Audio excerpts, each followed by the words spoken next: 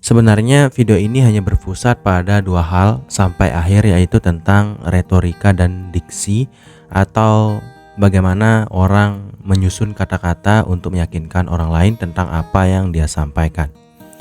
Karena memang selicik apapun seseorang, kalau tidak ada kedua hal ini, kita akan cenderung untuk gampang untuk memahami apakah orang tersebut sedang memanipulasi kita atau tidak.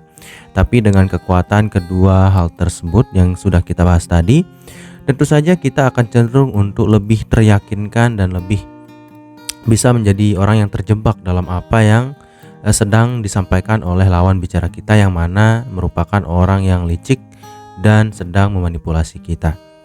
Dan di sini saya sudah mengumpulkan 7 ciri orang licik yang harus kamu perhatikan dan waspadai, karena orang licik biasanya memanipulasi kita tanpa kita sadari untuk melakukan apa yang mereka inginkan untuk keuntungan mereka pribadi. Jadi tanpa berlama-lama lagi, kita langsung saja ke ciri orang licik yang harus kamu perhatikan dan waspadai. Yang pertama, yaitu manipulatif. Tentu saja manipulator atau orang-orang yang suka memanipulasi orang lain adalah orang yang cukup licik sebenarnya. Ya, tentu saja licik dalam hal baik dan buruk gitu. Dan kalau manipulator itu memang benar-benar memfokuskan untuk memanfaatkan orang lain untuk mendapatkan apa yang dia inginkan, tentu saja mereka akan menggunakan kata-kata yang manis gitu, kata-kata yang membuat kita nyaman dan percaya terhadap apa yang mereka sampaikan dengan kekuatan bercerita dan diksi yang kuat, yang mana tentu saja akan membuat kita mau tidak mau, bahkan secara sadar suka dan mau atau bahkan gembira untuk membantu orang yang sedang memanipulasi kita. Tentu saja ya, kita akan dipermainkan secara emosional, di mana kita akan dengan sangat-sangat gigih bekerja untuk orang tersebut. Dan inilah yang dimaksud dengan orang licik yang harus kita hindari 100%. Karena kalau kamu bergaul dengan orang-orang yang penuh dengan trik-trik atau siasat-siasat manipulasi, ya tentu saja kita akan terjebak oleh orang tersebut dan kita tidak bisa fokus pada diri kita sendiri. Kita akan melakukan sesuatu yang kita rasa untuk diri kita, yang padahal ya hanya untuk keuntungan orang yang kita ajak bicara atau orang yang sedang memanipulasi kita. Kemudian ciri orang licik yang harus kamu perhatikan dan waspadai yang kedua adalah tidak jujur. Ya, kebohongan dan kejujuran akan sulit dipercaya. Ya, saya menyatakan bahwa kedua hal ini sama gitu, dimana kebohongan dan kejujuran ini setara.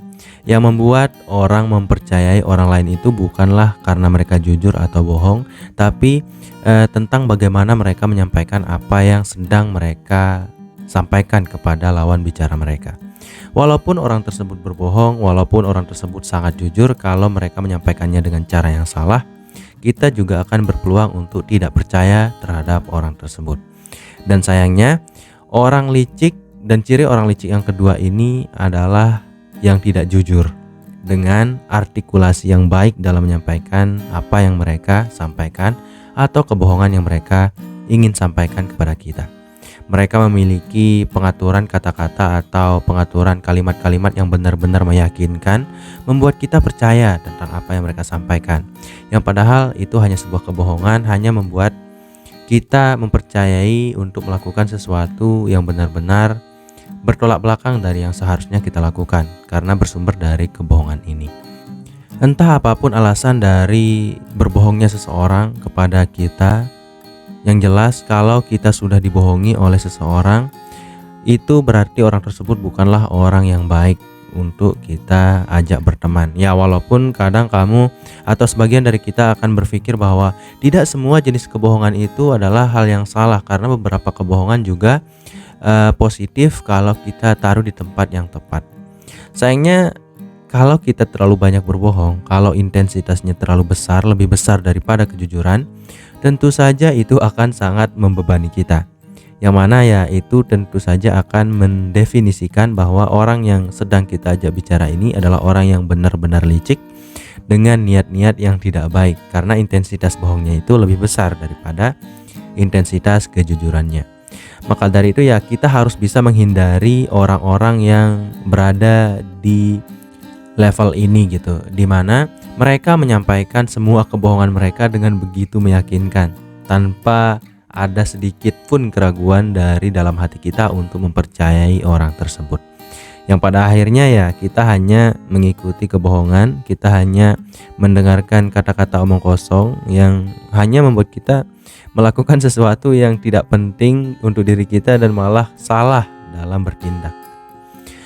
Kemudian ciri orang licik yang harus kamu perhatikan dan hindari yang ketiga adalah membuat drama dan konflik. Drama dan konflik itu adalah sebagian atau setengah dari proses manipulasi yang bisa dilakukan oleh orang lain terhadap diri kamu. Karena drama itu selalu mengandung emosi. Saat kamu dilibatkan oleh seorang manipulator dalam sebuah drama, sebenarnya orang tersebut sedang memainkan emosi kamu. Mereka menggunakan berbagai macam jenis drama yang mereka sampaikan kepada kamu untuk membuat emosi kamu itu tidak terkendali, yang mana mereka bisa menyampaikan dan membuat kamu melakukan apapun yang mereka mau. Dan dalam hal konflik ini biasanya muncul proses adu domba di mana ada keterikatan orang ketiga atau pihak ketiga, dan salah satu dari ketiga orang tersebut tentunya adalah orang yang licik, yang mana membuat kita berada dalam konflik-konflik yang tidak sehat. Ya entah itu hanya untuk hiburan, karena ya kadang orang licik juga mengadu domba untuk hiburan dan harus kita hindari sifat ini. Kemudian orang licik juga melakukan hal ini untuk mencapai apa yang mereka inginkan. Maka dari itu ya kita memang harus memahami semua pola retorika yang terjadi di antara proses dialektika yang mereka sampaikan kepada kita, yang membuat kita begitu percaya tentang apa yang ingin mereka sampaikan, padahal hal tersebut tidaklah benar, hanya untuk membuat emosi kita terganggu dan bahkan hanya untuk membuat konflik yang menguntungkan bagi mereka. Jadi ya kita harus benar-benar melihat secara seksama apakah ada niat-niat terselubung yang sekiranya ingin mereka dapatkan atau ingin mereka targetkan terhadap perilaku kita dan respon yang kita berikan terkait semua jenis drama dan konflik yang mereka sampaikan. Kemudian ciri orang licik yang harus kamu perhatikan dan hindari yang keempat adalah bermuka dua. Jika kamu memiliki seorang teman di mana hari ini di depan kamu dia berkata bahwa kamu adalah orang yang hebat, kamu adalah satu-satunya teman yang saya percayai, dan saya akan menceritakan kepada kamu sebuah cerita yang tidak pernah saya ceritakan kepada orang lain sebelumnya. Dan besoknya orang tersebut bercerita kepada orang lain di belakang kita bahwa kita adalah orang yang buruk dan busuk gitu. Dan esoknya lagi gitu di depan kita orang tersebut mencela orang lain yang mereka ajak bicara sebelumnya atau yang mereka puji sebelumnya. Jadi ya ini adalah sebuah ciri-ciri orang yang bermuka dua gitu. Mereka kadang hanya memanipulasi diri mereka sendiri dan orang lain hanya untuk mendapatkan sebuah prestasi, diperhatikan, validasi, dan kepercayaan yang sebenarnya didapatkan dengan cara yang salah. Makanya mereka melakukan hal-hal seperti ini. Dan juga proses bermuka dua ini atau sifat bermuka dua ini bisa muncul karena penyakit hati ya, entah itu iri, dengki, dan sebagainya.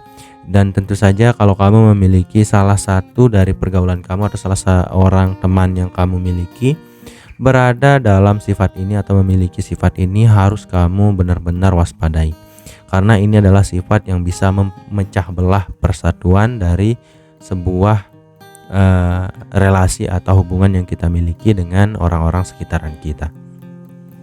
Kemudian ciri orang licik yang harus kamu perhatikan dan hindari yang kelima adalah mengambil keuntungan dari kelemahan orang lain. Ya ini bisa terjadi secara dasarnya itu adalah sebuah proses bullying, itu bisa menjadi sebuah contoh.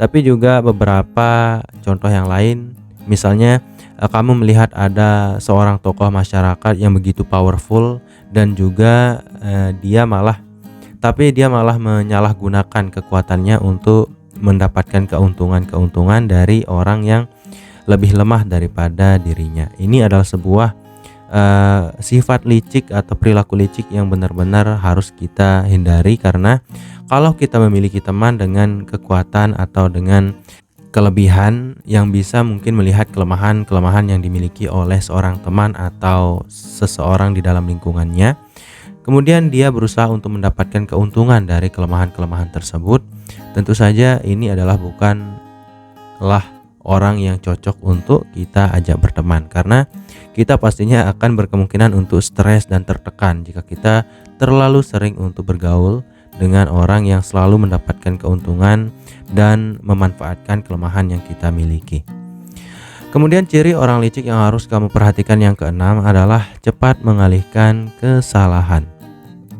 Orang licik tidak pernah mengakui kesalahan yang dia perbuat, dan dia bahkan sengaja membuat kesalahan dan berusaha untuk memindahkan kesalahan tersebut ke orang lain yang berada di dekat mereka atau yang sedang melakukan hal yang sama saat mereka membuat kesalahan sebelumnya.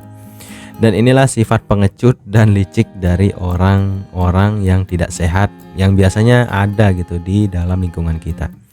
Jadi kalau kamu melihat ada orang yang membuat kesalahan di depan kamu, tapi malah kamu yang disalahkan, dan begitu hebatnya dia membuat cerita atau mengarang cerita yang membuat ya kamu gitu jadi sasaran kesalahan yang padahal bukan, mungkin kamu harus menghindari orang itu saat ini juga, karena ya itu adalah sebuah ciri atau sebuah sifat yang sangat berbahaya untuk dimiliki oleh seorang teman, karena ya orang itu tidak dewasa. Dan kalaupun kita ingin mengambil pelajaran dari jenis orang seperti ini, kita memang memiliki beberapa peluang untuk mendapatkan pelajaran-pelajaran tersendiri, tapi ya kekurangannya jauh lebih banyak daripada pelajarannya gitu. Jadi hindari saja. Kemudian ciri orang licik yang harus kamu perhatikan dan hindari yang terakhir atau yang ketujuh adalah pandai berkamuflase. Apa itu berkamuflase? Sebenarnya kamuflase ini adalah hal yang cukup positif jika kita lihat secara positif juga tentu saja, di mana orang yang pandai berkamuflase ini adalah orang yang pandai untuk beradaptasi di lingkungan-lingkungan baru secara positif ya. Tapi kalau terhadap kejahatan ini benar-benar berbahaya, karena orang yang melakukan, taruhlah kita memiliki semua jenis keburukan atau kita melihat semua jenis keburukan yang sudah kita bahas tadi, yang mana dimiliki oleh teman kita gitu. Tapi orang tersebut selalu tidak pernah disalahkan, tidak pernah terlihat bahwa mereka atau bahwa dia adalah orang yang sejahat itu. Itu adalah sebuah contoh dari kamuflase yang baik. Kenapa? Ya karena beberapa keahlian orang memang bisa seperti itu, bisa menyembunyikan tabiat, bisa menyembunyikan kejahatan-kejahatan, atau bisa menyembunyikan niat-niat buruk yang dia miliki gitu. Yang di depan kita kadang ya dia manis banget gitu, dia ngomong atau orang tersebut ngomong kepada kita dengan nada yang baik, kata-katanya juga manis gitu, padahal di hatinya itu ada sesuatu yang jahat yang tersembunyi, dan ada maksud tersembunyi dari semua sikap, sifat, dan cara berkomunikasi yang begitu manis ini. Jadi itu dulu untuk video kali ini. Saya harap video ini bisa bermanfaat bagi kamu, saya, dan kita semua, sehingga kita bisa menjadi orang yang lebih terhindar dari masalah-masalah dan pertemanan-pertemanan yang merugikan di masa depan. Sekian, wassalam.